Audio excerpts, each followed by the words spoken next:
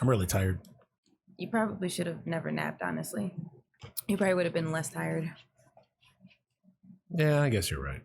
I mean, it's not like you got like a restful nap.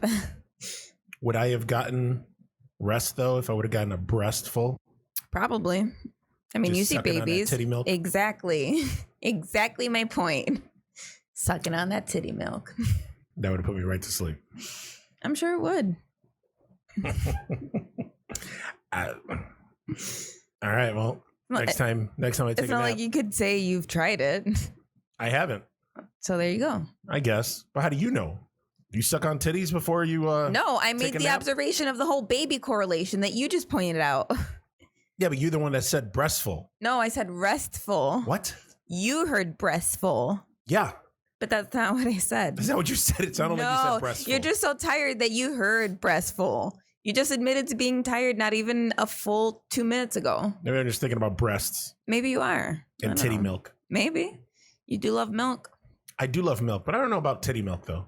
It doesn't taste the same, that's for sure. How do you know? Well, See? Once again.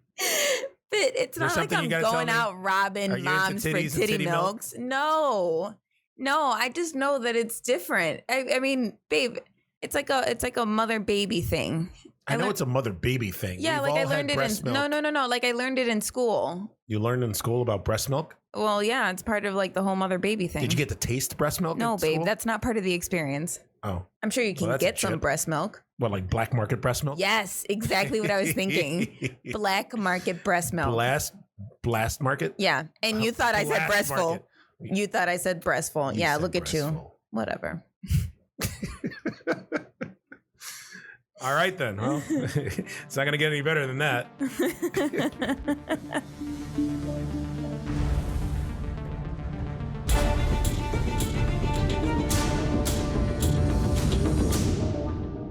Hey guys, what's going on? Another episode of the, because we haven't found a new name yet, Temporary Terror Trio. Still kicking around a bunch of names. Don't know what we're going to call it yet. I do have one that's a front runner, and it's a pretty cool name if I say so myself. People have been bringing in and putting in suggestions for it and what it is, and there haven't been any home runs, but there's one that I'm going to attribute to one of our fans and one of my friends, Lauren Eason, came up with a pretty neat name. I'm not going to say what it is yet, but it's pretty cool. But right now, hey guys, Temporary Terror Trio with Eugene and my special guest, again, who's starting to become a regular. I think now she's starting to have, she's getting reoccurring guest roles on here on the show. She's up there with RJ City. She's up there with Peter Vulo. She's up there with Dan Morris. You just heard her voice. We are here with Kat. Hi, guys. Hey.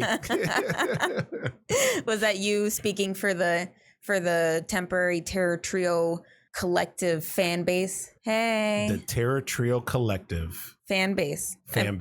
Yeah, I like them. You know, that's cool. The Terror Trio collective. Well, now that we're not going to call it the Terror Trio you can't use that anymore. You know, but the collective, I kind of like that. Like the hive, the collect high. Ooh, I don't know. Fancy. I like it. Yeah, I like there you go, babe. I like it. There you go. So what we're gonna do normally, we do our regular format is, you know, we do horror news and then we go into the subject. The subject that we got going on today, I think, is going to be pretty intensive. And Kat has brought her notebook, her infamous fucking notebook.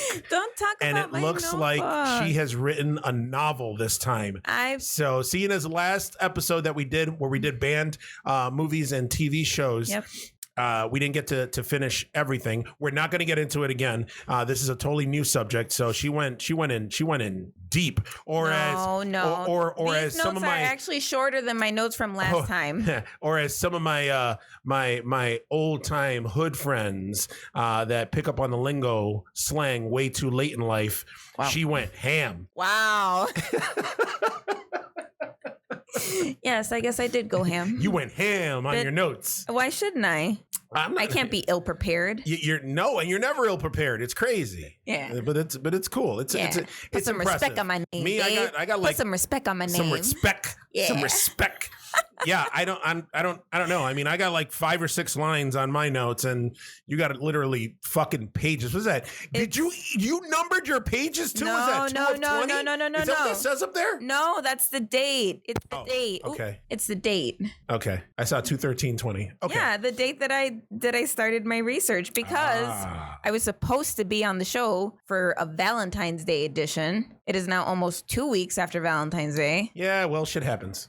But I guess the title still relates. Yeah, the subject still relates. It doesn't matter when we do it. This is going to be a good one. This is like a bonus episode, guys, because we missed the 1 week. We decided to record this episode. We got another episode already. Like everything's starting to fall into place here. Like we're getting back on a regular schedule. I got guests lined up for the next few weeks. We got some cool subjects that we're going to be talking about. One of the cool subjects, obviously, is what we're going to be talking about today. We are going to be talking about horror couples. Woo! Horror couple. Yeah. Now, people have been telling me that I say horror weird. Am I pronouncing it wrong? I don't think I'm pronouncing it wrong. I think I enunciate my words. I think it sounds like whore, but it's because that's you. Yeah, well, that's I think we say it the same. How do you say it? Horror. That joke just flew right over you. Oh, wait, what? Huh? You said whore. Oh. And I said, that's you. Oh, you're not funny. Wow. All right, cool. So we're going to be talking about horror couples. We actually, like I said, she has a ton of notes. I got a ton of notes. So we're going to just get right into it. I think we were going to do, I figured we do, how many do you have? Horror couples? Yeah, man. 3, I told you. Oh, you only have 3? Yeah. How do you have so many notes for just 3? Listen, you don't know what I have in here. I am so Mind your own business. I feel ill-prepared now. Yeah, you should. Thanks a lot. All right. Well, let's get right into it then. So since, you know what, I got a feeling though that in terms of the horror couples that we got and all the research that you did on it, yeah, I got a feeling that those 3 horror couples are probably on my list. You think so? It'll work out. Yeah. Okay. So we'll do one.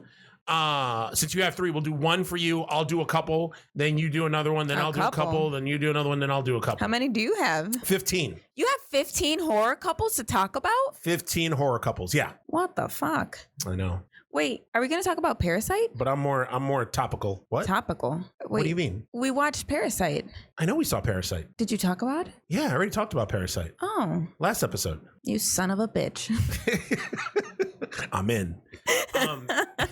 Yeah, and the last episode I did with Mark, which actually, guys, if you guys are listening right now, I did an episode with my Geeks That Lift partner Mark, and it was on video. We actually shot it on video, on top of it being on audio, and it's on YouTube on the Beefmaster Network channel. So check it out. Actually, our producer Pat killed it again and had some cool background graphics with our green screen. Yeah, I got the Terra Trio logo up there. Got the nice black, gray, smoky animation going. It was cool. It's very fancy. He's very sexy. It's very nice. Very sexy. Nice. Very sexy. I like it. But it was good. It was good. So if you guys want, I mean, even though you guys already heard the episode, go back and check it out and watch it. I mean, it gives you a little bit of a, I don't know, a little like a preview or a behind the scenes look or something on my other persona. Coconut. Yeah, coconut. Yeah. So, yeah, because I noticed that. It was pretty funny because I was listening to the episode, last week's episode, and I noticed that, I think I told you about this, that it seems like I have 2 different personas. Oh, yeah. Like when I'm on here, I'm not super animated. I'm just like talking like the way I'm talking now. Yeah. But when I'm on Geeks That Lift, because I'm coconut, I'm just like crazy manic. I won't shut the fuck up. It's crazy. To me, it's kind of one and the same. I feel like you could never shut the fuck up. Wow. All right, let's get started. Jesus Christ. So I'm going to go first. So this is all me, babe? Okay. So you knew I was going to put them on my list, but I tried to watch new movies for my research. Since, good. Yeah. Well, yeah, I'm telling you. So yeah, it is good. Jerk. So the first couple that I have is Audrey and Seymour. Audrey and Seymour from Little Shop of Horrors. And they're on my list. Yeah, I know, but you knew I was going to put them on my list. I had a feeling. I really liked the movie. I didn't know at first when I started watching it. I was like, Okay. And then I kind of heard some of the songs before because they were actually done on Family Guy. Yeah. So. And you're a huge Family Guy fanatic. I am a huge Family Guy fanatic. I love Family Guy. But it was a pleasant surprise. Remember how we were talking about Audrey 2? Yes. Known as Tui? Yes. Remember how we were talking about how could they make this huge, gigantic puppet move? Yes. Yeah. Yes. So the director, Frank Oz. And it was a black puppet. Yeah. The voice of Audrey 2 is actually the lead singer of the Four Tops. Levi Stubbs. Yep, that's him. The director, Frank Oz, he actually knew some puppetry, and he worked. He worked as voicing Fozzie Bear and doing all that. He's the voice of Yoda. Yeah, for Star Wars. Well, with that knowledge, he was able to make Audrey 2 work with a total of 60 technicians that had to manually operate it. And it took 60 fucking puppeteers to. Yeah. Make Audrey 2 like move around and because that was one of the things that about Little Shop of Horrors and Audrey 2 that I was like, whoa, like the way it moved and the way it talked and the lips and the mouth and the leaves and everything. It was just ridiculous and it mimicked the voice perfectly. Well, he did something else to make that possible because it was just 60 of them just to make it move around. They had a lot of ones that were in variation, but the one that they ultimately ended up using that was the big Audrey 2 plant at the end was over 12 feet tall. And the way that they recorded it, so the lips would be able to move and sync with the music, the puppet was actually recorded at a slower rate. He did a slower rate of 12 or 16 frames per second. And then whenever he had to do like a scene with an actor, when he was singing with Rick Moranis or anything like that, the actors were actually singing in slow motion while the shot was going. And then after it was recorded, he would speed it up to the normal 24 frames per second. Interesting. So that's how they made Audrey 2 move the way that she did on camera. It was actually super, super, super slow and then sped up. Wow. Yeah. That's super interesting. That's talent. That is fucking talent. But yeah, like, well, in terms of the horror couple, we got what? Seymour Krelborn and Audrey. So the whole plot of the movie was what? Boy wants girl, girls with some douche guy, and then the douche guy dies by death of a fucking plant. Well, because the plant needs food. Feed me. Yeah, feed me. Well, I mean, he didn't die of the plant. He died because of the laughing gas. He OD'd on the laughing gas, remember? When Seymour went to kill him in the office? Yeah, but then he had to chop him up. You did nothing to me. It was her. Probably could have saved him. Oh, her. Yeah. And then he dies. Ugh. And then Seymour had to chop him up. Yeah. And then feed him to Audrey too. I think the chopping up part would probably be worse. Don't you think so? I mean, he probably could have been saved if he overdosed. No, he overdosed. People can be saved from overdoses, babe. If people die from gas inhalation. Well, I don't know. They don't. Well, you're a nurse. You should know. I feel like if it's like an overdose, if he overdosed, I'm sure they could have done something to reverse it. Maybe if it had like an antidote, something like that. I don't know. What? No. I don't know. I feel like I feel like the cutting up was probably worse. Yeah, but all that to feed a plant. But he was to feed a plant. Was fucking hungry, man. Yeah, I guess so. But the ending, well, not the ending, but the alternate ending. What the fuck? Yeah, that was like not favorable. It's a lesser known. Yeah, it's a lesser known part of it. That's terrible. That there. I remember when we watched the movie, because I've seen it a million times, and you just watched it for the first time in its entirety. What, last week? 2 weeks ago? Yeah. 2 weeks ago? Yeah. And yeah, I remember I told you that there was an alternate ending. You were like, what? And then we pulled it up on YouTube. It was so grim. Yeah. What the fuck? It took a really, really dark turn from like, I think it was just because it dropped, the movie was going. Everybody loved Seymour. He's this dorky guy who's with this fucking huge tit girl, Audrey. I mean, her titties weren't really that big. Huh? Her titties weren't that big. They were out there, man. No, the only thing I could look at were her boobs. What? She was not breastful? Really? She wasn't breastful. No. I don't think she had. I don't think she had big boobs. What? You know what? The actress, I have to disagree. Ellen Green. Yes. Was her name. or is her name. It is her name. And yeah, you know what? She had a push-up bra. There's no way. I mean, obviously they're pushed up because they're almost touching her chin. But Jesus, they were made to be looked at. They were made to be looked at. I think they were made there to be looked at. It just wasn't. Yeah, look. I mean, if you look at a picture with her and Steve Martin. Look at that. They're not that big. Boobs all the way up there. Yeah, but it doesn't. That still doesn't mean that I can't take my eyes off of them. But it still doesn't mean that I can't take my eyes off of them, babe. Yeah, no, I get it. She accentuated her bust line with it. I get it. Yeah, but yeah. It's I don't know. I don't know. But yeah, I mean the alternate ending was pretty cool where I don't know. Seymour ends up getting eaten by Audrey too. By Tui. And then Tui eats him. Yeah. That's fucked up. And then spits out his glasses. Ugh. And then the aliens just take over the world. The way that they intended. And then the ending shot with the aliens on top of the Statue of Liberty. Yep. And then the big closing credits say the end, and then with a big question mark and exclamation point. I liked it. I thought a really dark it was fucking rather turn long. from a boy trying to get a girl from this fucking douchebag guy. I mean, I thought wasn't that a little like? Didn't you think that was a big drop? All of a sudden, the girls, there's like an American flag in the background, and the three singers are standing there, and they're singing this sad song. All the other songs were so upbeat, and yes, no wonder test audiences didn't like it. Did you know for the original ending, he spent about 1/5 of the movie's budget? For that ending, for the alternate ending. No shit. Yep. Remember how you talked about it was long as hell. Yeah. Remember how after we watched it, you were like, isn't it funny how people spend so much money on these huge elaborate scenes and sometimes they just get cut? And then they just end up on the cutting room floor. Yeah. Yep. It's ridiculous. That was one of them. But yeah, that was like super elaborate. Like you could tell they did a lot of miniatures and of buildings and shit and just all the extras at the hires. The complete sequence took under 1 year to make. That's fucking that insane. Whole sequence. That's fucking insane. Just under a year. 2-3 minute sequence. Yep. And it got cut ultimately. That's nuts. That is nuts. Yeah. All right. Apparently back in after that in 2012, they ended up releasing a DVD with that director's cut. Yeah.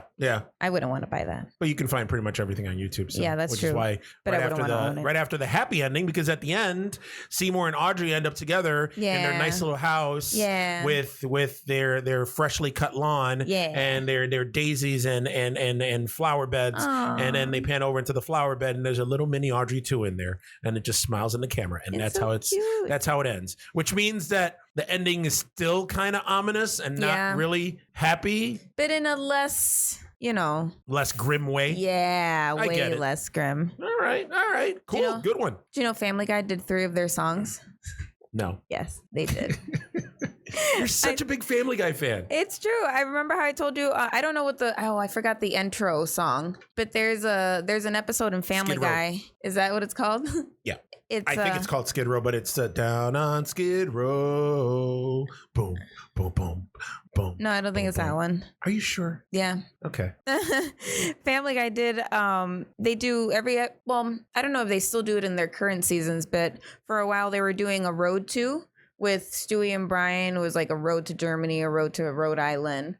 And the one that was titled A Road to Germany, it was season 7, episode 3. Mm-hmm. They did a song called Mort the Jew with Rick Moranis and the backup singers. And it was about Mort needing to use the bathroom and ended up wandering into Stewie's time machine thinking that it was the bathroom, and it transported them to Nazi Germany. Now, wait a minute. Did Rick Moranis do a voice on it? I don't think he did. Oh, okay. I don't think he did. Yeah. Because he retired and then Although supposedly though, even though he retired from acting, he still did voice work on various other projects that didn't take a lot of his time. It might have.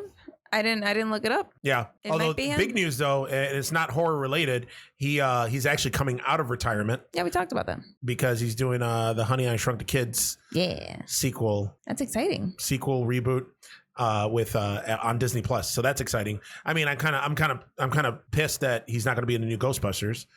Why didn't he come out of retirement for that? Fuckface. Hey, easy. Whatever, man. He's at least coming out of retirement. Yeah, I know, but still, can't wait to see what he looks like. He's probably old and he looks the same. He just looks a little aged. Yeah. No shit. Glasses and shit, all that. So I just pulled up the soundtrack for Little Shop of Horrors. Yeah. And there's a prologue song, but then the first song is Skid Row. No, it's the Do. The what? The Do. The one right after that. Yeah, so it's after that. Yeah. Hooray, I'm right. Yeah. Let's mark that down. You right. were close. You were close. You were close. With you and I arguing. There was another one that they did, but this was from an older season. It was from season 4, episode 16. You know how Herbert the Pervert has that thing for Chris Griffin? Yes. There was one where he's trying to court him. Well, it's called The Courtship of Stewie's Father. And there's a sequence where Herbert gets dressed up in a dress and this blonde short hair, and he sings Somewhere That's Green with Chris as Seymour. Oh. So when I heard it on Little Shop of Horrors, I actually knew some of the lyrics from Family Guy. Oh, of course you do. You know most of your shit that you know is from Family Guy. Yeah. All pop culture, life, school stuff, everything. Nothing wrong with that. It's so funny. Nothing wrong with that. So there is nothing funny with it. No, there's nothing wrong with it. You're right. And they did Suddenly Seymour. Actually, Ariana Grande and Seth MacFarlane did that car karaoke thing. Mm-hmm. And they sung that song. Oh, yeah, they did. I remember that. Oh, that's cute. Yeah, cool. Well, all right, Little Shop of Horrors. Seymour and Audrey. We didn't talk anything about Seymour and Audrey, but that's okay. Well, I mean, I talked about the movie. You did. Listen, fuck off. Don't mind me and my notes. You let me do my research my way and talk about what I want, the way I want to. Or don't have me on the show. Oh, wow. You jerk. God damn. All right. Well, the movie I'm going to talk about, I got a couple movies that I'm going to talk about, probably kind of in the same vein, which works. We're going to talk about Barbara and Adam Maitland from Beetlejuice. They were in my honorable mentions. Oh, good. Well, Beetlejuice came out in 1988. Mm-hmm. Basically, the movie is the spirits of a deceased couple are harassed by an unbearable family that has moved into their home and hire a malicious spirit to drive them out. And which malicious spirit is that? Beetlejuice. Beetlejuice. No, babe. Beetlejuice. No. Beetlejuice. Ah! Say it once, say it twice, third time's a charm. You know what? It's got to be probably one of my favorite movies. Growing up, they keep talking over and over and over again about how they're going to make a sequel, and you've been seeing like the fake ads for it and the fake posters for it and all this other shit. Supposedly, I think like 3 or 4 years ago, there were all these reports that Winona Ryder and Michael Keaton and Tim Burton were all set to come back for it. And that was also misinformation. Was it? So yeah, no, they're not going to fucking make it. I think even Michael Keaton at one point, they talked to him and he was like, we're not even close to making the movie. And nobody, they're not. So it was all stupid misinformation. But, in keeping with the subject that we're talking about, we got Barbara and Adam Maitland played by Alec Baldwin and Gina Davis. Yes. Oh, wow. Are you finishing my sentences now? It's not like I can't. Predicting? No, that's for the other podcast. Well, with me, it happens in real life and all the time. So, but yeah, Alec Baldwin and Gina Davis. Should I say skinny Alec Baldwin? He looks unrecognizable now. You be kind to him. What? You be kind to him. Listen, he's probably the sexiest Baldwin brother out of all the Baldwin brothers. Really? Well, there's the other one. There's the one Baldwin brother that was, I think it's like William Baldwin that was in a Sliver. He was in 30 Rock too for an episode. Was he? Yeah. And then we have the other one that played Barney Rubble in the sequel to the Flintstones movie. Wasn't he in The Usual Suspects too? He was in The Usual Suspects also. Yep. I forgot which Baldwin that is. And then we got the other Baldwin that's just like the fat Baldwin. He was always known as the fat Baldwin. That's Stephen Baldwin, right? I think so. There's Alec Baldwin, Billy Baldwin, Stephen Baldwin, and then Miscellaneous Michael. I think it's Michael. Miscellaneous Baldwin. Yeah, Miscellaneous Baldwin. I actually think it's Michael Baldwin though. But the whole thing with the movie is the Maitlands died. Mm-hmm. They were doing a staycation. They ended up deciding to renovate their house, and they were like the quintessential happy married couple in the small town. And did he own a hardware store? That's what it was. He owned a hardware store, right? Yeah. So he had to get something, goes to the hardware store. They go together.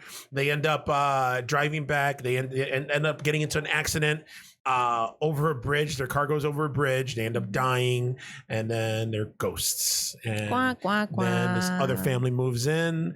They hate the other family that moves in. Mm-hmm. It was Catherine O'Hara, who's on the show that you love watching right now, Schitt's Creek, with Eugene Levy. Yeah.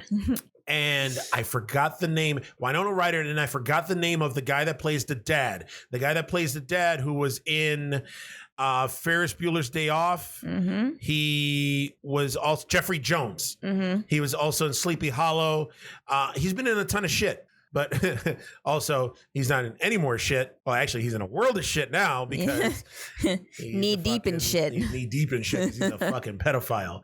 But the less we talk about him, we're not going to talk about that. The better. We ain't talking about that. Got your back, Pat. That's right. That's right. So, but yeah, then we got then all sorts of hilarity ensues, and one of the things I love about this movie is that this movie is like a Tim Burton movie, like just the super whimsical underrated. Way that they brought together all the horror elements and the undead and the way hell looks like. And are you touching? Why are you touching my hand? I was just poking your vein. Leave my veins alone. And it was also like a loving. No. There's no loving nothing. You're like you've got like this thing right now because you're a nurse. And guys, no. I don't know. Is this if you know people know nurses out there? Is this a thing where fucking nurses just look at you and they're like, "Ooh, veins, ooh, veins, ooh." You just have such nice veins, motherfucker. Leave my veins alone. I don't get it. Oh my god, leave the veins alone unless it's the main vein. Shut up. Before you wake up with an IV in your main Stop vein. it. So they try to get the family out. It doesn't work. They hire Beetlejuice, played masterfully by Michael Keaton. And then, by the end of it, it's a happy ending. Beetlejuice is relegated down back to the waiting room and the underworld, and he gets his head shrunk. I love that scene. Because he tried fucking with the voodoo priest. And both families lived together in harmony. Yeah. And then they ended up with the Shake, Shake, Shake Sonora song. That's right. Dancing all up and down the stairways. All up and down the stairway with the football football team. Yep. Hey, coach, I don't think we survived that bus crash. You think? That movie's so underrated. It's so good. It is. I love it. The colors, the striped Beetlejuice, the green hair with a weathered looking face. All of it. I mean, all Michael Keaton, the special effects, the makeup effects. Yeah, everything. It was just all awesome. good. It was just perfection. I honestly don't want a sequel. Their faces. Yeah, I honestly don't want a sequel. Yeah, I think that you should leave it alone, and we should be good. I mean, I'm sure they could do a ton of stuff with it. But I don't know. I don't think they should do a sequel. I think this is one of those movies that they should just leave alone. I agree. Now, back in the same vein of horror couples and kind of keeping up with Little Shop of Horrors and Beetlejuice, one of the biggest horror couples since the 70s, Brad and Janet from the Rocky Horror Picture Show. That was my number 2. Really? Yeah. So, you know what? Then go ahead. I'm sure you got a ton of notes on it. No, I actually don't have a lot of notes about it. Yeah. Well, all right. Well, I think I introduced you to the Rocky Horror Picture Show. Yeah. It was about back in the early days when we first started dating. Yeah. So I think that was like it was the first year we started, like within those first couple months. So I think it was like. Was it really? I think so. Yeah. I thought we were together. Or was it the following year? I think it was the following year, because they end up right here in Buffalo, New York, guys. There's a theater called the Riviera Theater down in North Tonawanda. Beautiful theater, and it's a great theater, and they do a Rocky Horror Picture Show screening every year, and they actually couple it with a drag show, which is actually pretty awesome. And they usually have a burlesque pre-show. That's right. Beautiful. They do drag and a burlesque show. Yeah, they do. And it's great. And the tickets sell out every year to this thing. We haven't gone the last couple of years, for whatever reason. But it's a great show. It's a great show. They do the burlesque show. They intersperse. They do the drag and burlesque. They do, each of them do like 2 or 3 sets a piece. And then I think, is it at midnight or is it at 10 o'clock that they show the movie? At midnight, the screening starts. I think like 9 o'clock doors open, 10 o'clock. I think they let people come in, and that's when they do like the pre-show. Yeah. But I'm certain that the screening is at midnight. Yeah. And then, obviously, who doesn't know about the Rocky Horror Picture Show? It's totally interactive. They have a bunch of actors that come and act out the movie right at the foot of the screen, and while the movie's going on, and you get to bring all sorts of shit to contribute. You know, you got toasts, you got water guns, you got confetti, cards. I don't know if they do it anymore, but they used to sell like the packs with stuff that you could buy I'm sure there. They still do, yeah. It's a really good time. I did my own pack. Yeah, it's a really good time. And it's probably better. You probably save a little bit of money just doing it on your own. Yeah, it's a good movie with Tim Curry plays Dr. Frankenfooter. Yep. And then Susan Sarandon plays Janet Weiss. With Brad Majors. Yes. Or Barry Bostwick as Brad Majors. Yep. Brad and Janet. Aw.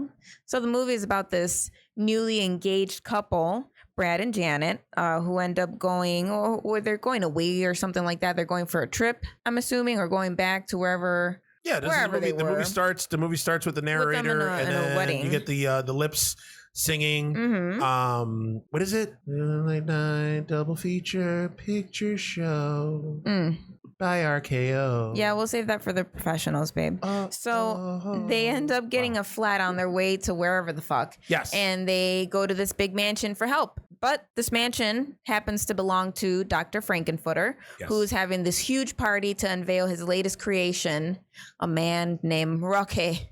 Oh, Rocky. And then a bunch of shit happens, and it's really funny. And it's a little bit of a twist ending, I would say. And really, you think that ending is a twist ending? I didn't. Well, the whole movie is just out there. It's like nothing else. I mean, I think the movie was like pretty ahead of its time. Yeah, I know it didn't make any money at all when it was first released. Yeah, and it ended up getting this life at midnight screenings, classic. And it became a cult classic, and it became a huge cult classic. Yeah, where they started doing shows. I think I might be wrong, but I think they started doing midnight shows in Greenwich Village in New York City. Mm-hmm. And that's where the whole thing started and the whole movement started. Mm-hmm. And then from there, it went from them showing the movie and then people making their fucking comments during the movie. Then it turned into a thing. Then they made the comments like scripted comments. Yep. And then they started bringing shit. And then it turned into like this whole experience. Then people started showing up, dressing up as the characters. Mm-hmm. And then it started going like nationwide.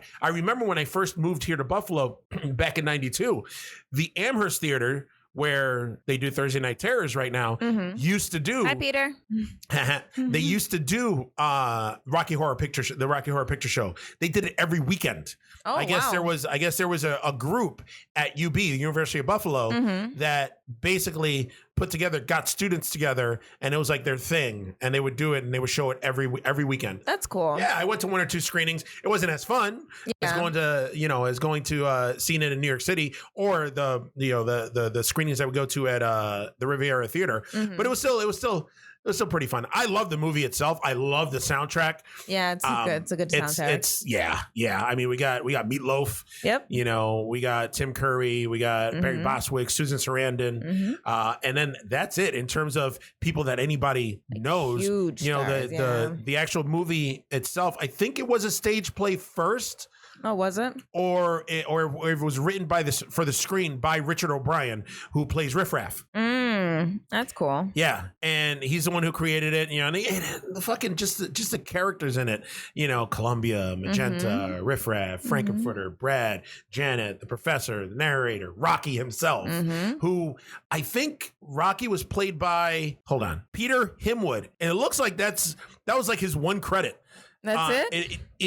I mean, let me see. If I look him up over on IMDb, born May 17th, 1946 in England. He's an actor known for Rocky Horror Picture Show, 1975, and Tam Lin, 1970. So, I mean, he didn't really do a lot. Yeah, he has 4 credits to his resume. He did, it looks like, an episode of some show called Odessia in 1968. He did that Tam Lin as Guy in 1970. He did Rocky Horror in 1975. And then something called Sebastianani, uncredited, Emperor's Guest in 1976. And that's it. He was done. He's done with it. I think I ended up watching some sort of documentary on it. And I think it was something like he was just disenchanted with the whole notoriety and everything that he got for the movie, or the movie did so shitty that he decided to just say fuck this and just stopped acting altogether. Wow. Yeah, I forgot which one. It was one Game of those of Thrones? two. Oh, the kid that played Joffrey. Yeah. I think the kid that played Joffrey was just like, you know what? Everybody hates me, and I'm leaving. I'm not doing this shit anymore. That's sad, man. Fuck this. I'm People going are such home. pricks. Yeah. Well, that's how it goes. That's true. But you know what? You like saying that word a lot lately. Prick. Do you have a problem with it? Prick? What other notes you got on the movie? That's about it. Really? That's all you got for the movie? For Rocky Horror Picture Show? Yeah. You used to love Rocky, or you still love Rocky Horror Picture Show. I mean, it's a great soundtrack. If you ever get a chance to do one of the screenings, it's a really good time to do one of them screenings. But you really have to watch the movie to really enjoy it. I don't think these are movies I can explain. Well, not that I can't explain, but they're definitely worth a watch. And I feel like any person who's a fan of the show would have probably watched it. Yeah. Do you have a pen? In my purse, yeah, why? All right. So I need to check off the stuff here off my list. So we got Brad and Janet, Seymour and Audrey, Barbara and Adam Maitland. But yeah, that's it, guys. That's what we got for horror couples. Like I said before I got interrupted. I forgot it was one of my honorable mentions. I had to throw it out there. It's either now or never, babe. I know. You got it. Don't shit on me. I'm hungry, bitch. Or maybe you're into it. Maybe I'll shit on you. Ew. While I'm sucking on some breast milk. The fuck? Some human centipede shit? Get out of here. Ooh, human centipede. Ugh, nasty. We'll talk about those movies in a future episode. Ugh. All right, guys, let us know what horror couples you guys think we missed. There's hundreds. I'm sure there's a bunch that we've missed. You can reach us at terratrio@gmail.com. You can also reach us on the social medias. We're on Twitter. We're on Facebook. We're on Instagram. On Twitter, we're on TerraTrioCast. Hashtag TerraTrioCast. We also have the Patreon, patreon.com/Beefmaster Network. And also we're on YouTube. So check us out on YouTube under the Beefmaster Network. So that's it. That's all I got. Thank you for coming on once again. Thanks for having me, babe. This was a great episode. And guys, thank you for listening. We'll talk to you soon. Bye, guys.